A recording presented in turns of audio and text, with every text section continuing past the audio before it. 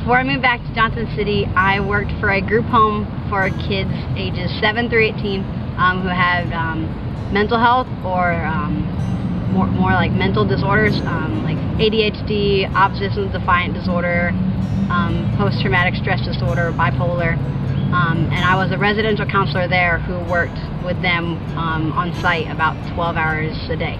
It was just an opportunity to really serve people who had never felt love before. That was kind of the biggest thing that we did. We just tried to love them and show them that even though they had been through all these problems before, that it didn't matter. They could still be loved and still could change and make a difference. July 28th of this year, I'll be getting married and we'll be moving up to New York. So I see myself, I guess, hopefully doing nonprofit work because my husband by then will be done with school. So just helping serve people in a big area where he can work and I can serve, and we can just really make a difference in people's lives who don't know God and don't have the things that we're gifted and given.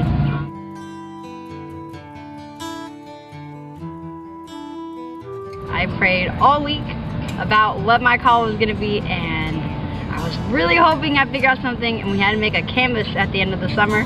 I drew a giant question mark for what my call was for God. So it probably wasn't until about 2 years later when I was a counselor at Big Picture that I had taken some time and started college and gotten into some things that I started to get an idea of what my call was going to be, and it helped to be able to help students that summer to see what their call could be and how that could really play an influence in what mine could be. God doesn't always speak to you in a burning bush. It doesn't have to be then and there. It can take some time for you to figure out what He wants you to do. God works in His own time. You can't really judge how He's going to talk to you. Everyone's different. Don't think that you have to work in a church to do ministry. You can, but the big picture whole idea is more about finding God's call in your life. God calls you in whatever you do. You can be called in the classroom, in the business field, in the medical field. To just be open to what God wants you to do and really look at your passions and not confine God to a small box that you think He can work in. I met Kid Dotson. He walked me through how to survive my senior year of high school, and he still works around here at Milligan, and he was one of the first people I told that I got a job in Asheville. I still love going to meet with him. I also still love talking to John Paul Abner. He was there that week. He became my mentor all 4 years of college, and I've actually asked to do my premarital counseling. And so I'm glad to have him be a huge part of my life still after almost 6 years.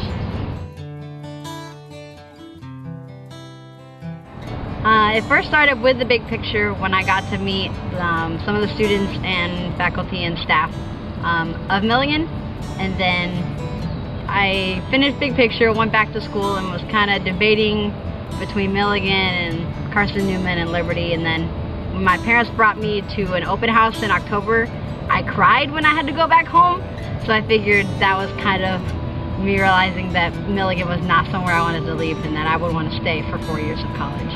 Milligan is big on the whole servant leadership aspect. So I really enjoyed the fact that they pushed being a servant.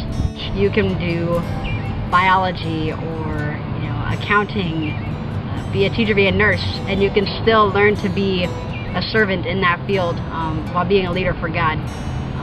So I think it just prepared me to be able to work in a service field and not be afraid to give up myself, because Milligan is very good about giving in the community and getting people to work.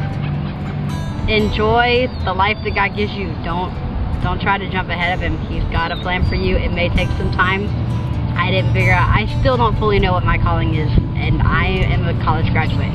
So He'll show you eventually. He's got a plan. Just don't be afraid to wait for it, because it'll be worth it when you figure it out.